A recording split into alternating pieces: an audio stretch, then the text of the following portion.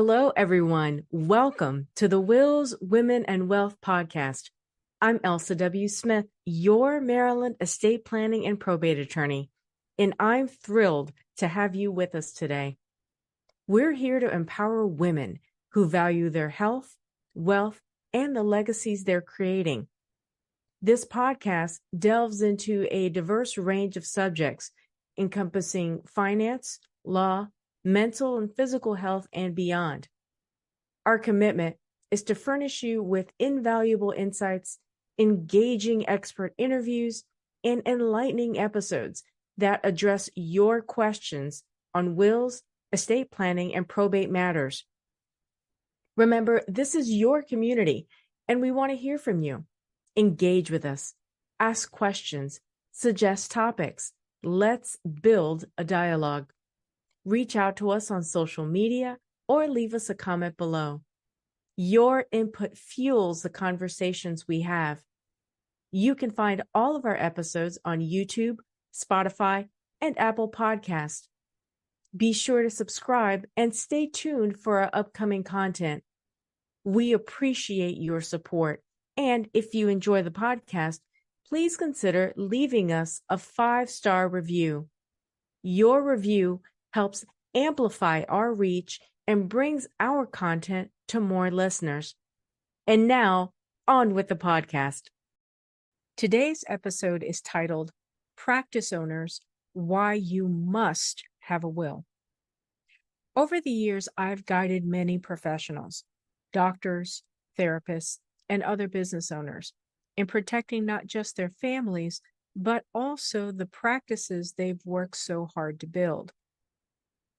Today, I want to speak directly to practice owners. Imagine this. You don't come back to the office tomorrow. Who contacts your clients or patients? Who pays your staff? Who has the authority to make decisions for the business you've built from scratch?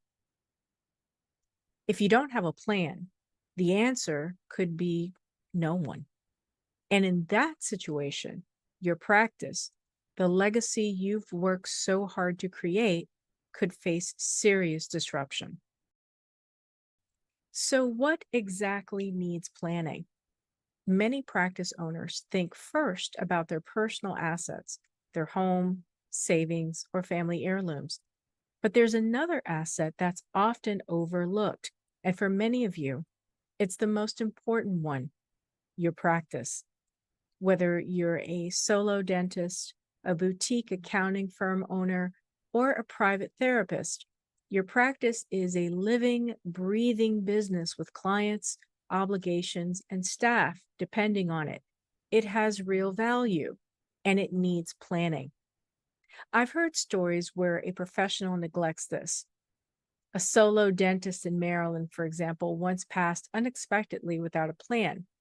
Clients didn't know where to go, staff weren't sure who to report to, and the family was left scrambling to navigate the legal and professional requirements. It was a preventable crisis. Now that we understand your practice is an asset worth protecting, the next question is, where do you start? For every practice owner, there's a baseline step that cannot be skipped. So where should practice owners start? I'd recommend considering a will. A will is the bare minimum, but it's critical. It lets you name someone you trust to handle your estate, including decisions about your business and personal assets. Without a will, the court decides who's in charge.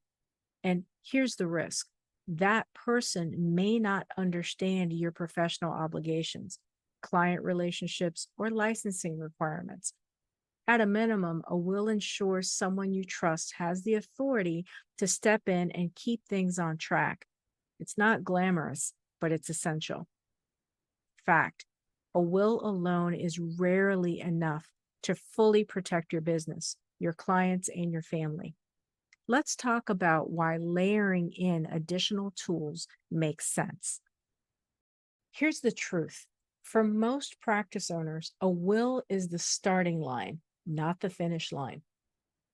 Trusts can help transfer ownership of your practice smoothly, avoid probate delays, and protect privacy. Powers of attorney are vital if you become incapacitated. Someone can manage day to day operations immediately, keeping clients and staff supported. Business succession documents, especially important in licensed professions. These documents ensure your practice continues to operate legally and efficiently. Think of a will as the floor, not the ceiling. Most practice owners will benefit from layering in other estate planning tools. Doing so protects the value of your business, your clients, and your family. Understanding what could happen if you do nothing really brings this point home.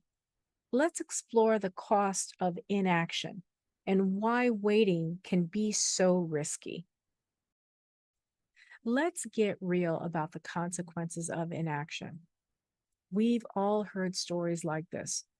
Maybe a colleague in your industry, maybe a headline in the news.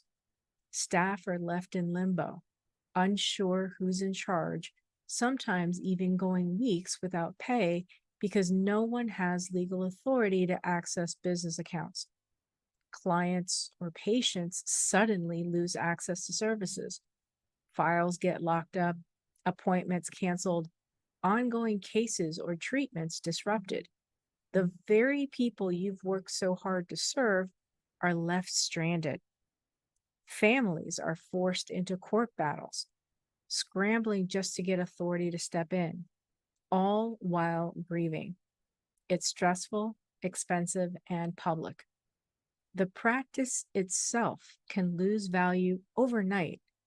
Without leadership and legal continuity, goodwill fades, clients go elsewhere, and what you've built with years of effort can collapse in months. And if you're a Maryland attorney, there's an extra layer to consider. Maryland's ethical rules actually expect sole practitioners to plan ahead for their clients. Maryland Attorneys Rules of Professional Conduct, Rule 19 301.3, Comment 5 says that a lawyer should designate another competent attorney to review client files, notify clients, and take protective action if the lawyer becomes incapacitated or dies. Without a plan, the court could appoint someone who has no experience with your practice, and that can lead to delays, interrupted services, and extra stress for both your clients and your team. Choosing a backup attorney is so difficult for many of us, and that's just the start. You're asking someone to take on a big responsibility, managing client files, protecting confidentiality, and keeping your practice running smoothly. But identifying someone you trust and being clear about the scope is the most important step you can take to protect your clients, staff, and legacy. So here are some concrete steps. Number 1, select a backup attorney, someone competent, discreet, and familiar with your practice. Number 2, document the plan, either as a standalone succession plan or included in your standard retainer. And 3, clarify the scope. Make sure it covers client files and any limited access needed for business operations while keeping trust accounts protected. Even as an estate planning attorney, I haven't always completed my own advice quickly.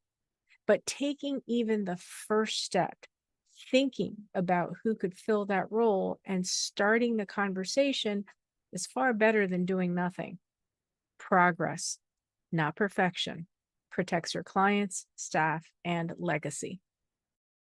A plan protects your clients, your staff, your family, and the legacy you've built.